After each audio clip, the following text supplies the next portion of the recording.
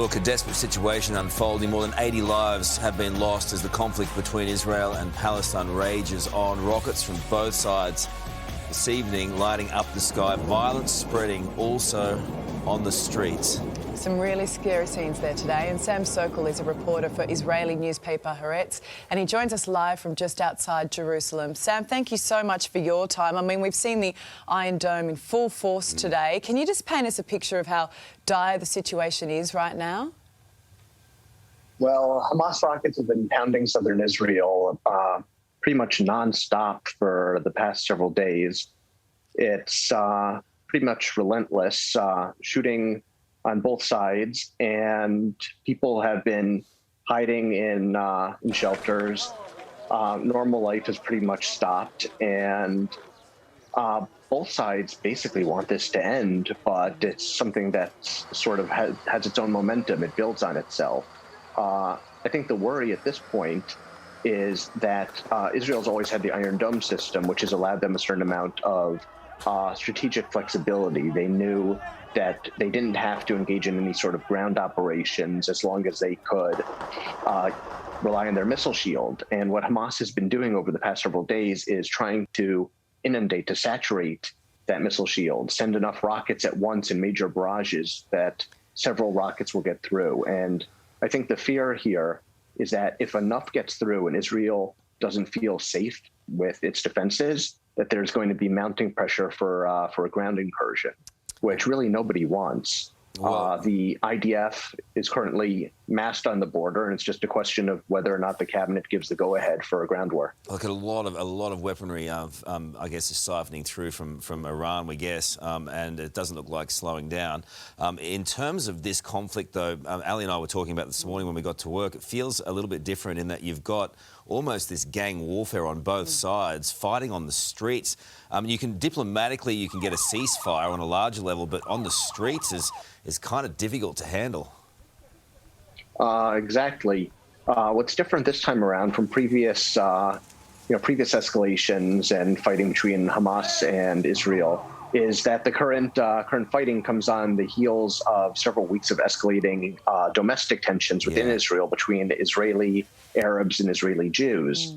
And when Hamas started the latest round there, it just exacerbated the tensions within Israel that have been brewing for a long time. And it's not been helped by extremists on both sides, youth, hotheads, soccer hooligans, people on the extreme right who are, trying to take advantage of the situation. And you've had Arab gangs going and burning synagogues, beating people up in the streets. You've had, as a result, Jewish gangs connected to soccer hooligan groups like La Familia, attacking Arabs, breaking stores, Arab store windows, almost lynching several people in the street. And it's one of those things I said, it self-escalates. It keeps building on itself. And the worse it gets, the harder it is to sort of step down and pull it out. Yeah. And there's a real fear in Israel that this will create certain long-term rents in the fabric of society, because this kind of fighting with Hamas ends, it's over. Fighting between Israelis and Israeli Arabs and Israeli Jews, that can cause long-term problems inside. Yeah, I mean, it just feels like it has been calm or relatively calm there for such a long time. But as you say, when you've got these extremists on both sides who are fueling this, it makes it very difficult for people like yourselves who are stuck in the middle. We've seen flights are now being suspended. How do you see this playing out in the next couple of days and weeks? Well, there's a couple of ways it could play out, and it really depends on several factors. Many people here are still hoping that negotiations, usually negotiations between Hamas and Israel, are carried out through the Egyptians as an intermediary. People are hoping that the Egyptians can help broker something.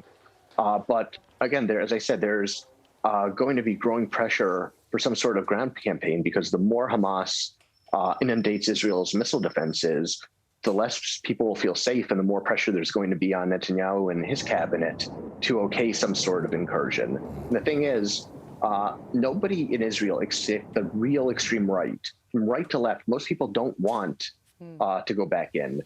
They don't want to reoccupy. They don't want to deal with that. They don't want to have all these people under their control. They just want to go back to the way things are. And the thing is, we're in sort of a situation where we go through the cycle of warfare every few years. Hamas attacks, Israel reestablishes deterrence, and then we start all over in a little bit.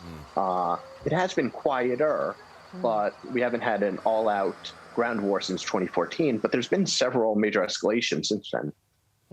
Okay.